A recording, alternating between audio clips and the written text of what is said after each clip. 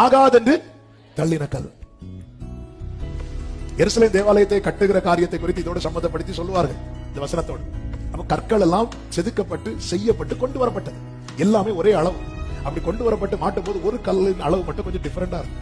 அதனால என்ன பண்ணாங்க, இந்த கல் செட் ஆகாதுன்னு சொல்லிட்டு ஆரம்பத்தில் என்ன பண்ணாங்கன்னா அதை தூக்கி போட்டாங்க. தூக்கி போட்டுட்டு எல்லாம் செட் பண்ணி வைக்கும் போது ஒரு மெயினா ஒரு ஸ்டோன், இந்த தலைக்கல், அது இல்ல. அது வந்து டோட்டலா டிஃபரெண்ட் ஆனது. ஃபர்ஸ்டே செஞ்சு அனுப்பும் போது அதையும் செஞ்சு அனுப்பிட்டாங்களாம். ஆனா கெட்டவங்களுக்கு அது தெரியல, இதுதான் என்ன கல்லு, தலைக்கல்லு அப்படின்னு சொல்லிட்டு அவங்களுக்கு தெரியல. அதனால அவங்க அதை என்ன கல்லா மாத்திட்டாங்க தெரியுமா, ஆகாததுன்னு தள்ளிட்டாங்க. இது இதுக்கு செட் ஆகாது. ஆமா, சில நேரத்துல பாருங்க, மற்றவங்களுக்கும் தேவனால் தெரிந்தெடுக்கப்பட்டவங்க ரொம்ப டிஃபரெண்டா இருப்பாங்க. சின்ன வயசுல இருந்து டிஃபரெண்டா இருப்பாங்க. என்னன்னா ஒதுக்கப்பட்டிருப்பாங்க, ஏன்னா செட் ஆக மாட்டோம் நம்ம.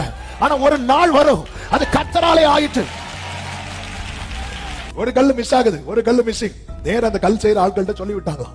சொல்லி விடும்போது சொன்னாங்க, நாங்க ஃபர்ஸ்டே கொடுத்து விட்டுட்டோமே.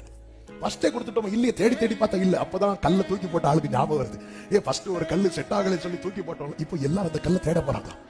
எல்லாரும் தேடும் போது அது எங்கேயோ ஒரு குப்பையில, எங்கேயோ ஒரு பள்ளத்துல. இப்போ எல்லாரும் அதை தூக்கி அதெல்லாம் தொடச்சி கொண்டு வந்து வைத்தல் போது பாடுறாங்க, ஆகாதென்று தள்ளின கல் மூளைக்கு தலைக்கல் ஆயிற்று, அது கர்த்தராலே ஆயிற்று. அது நம்முடைய கண்களுக்கு. எத்தனை பேர் நம்புறீங்க, ஒரு கல்லுக்கு எப்படி செய்வார்னா பிள்ளைக்கு செய்ய மாட்டாரோ?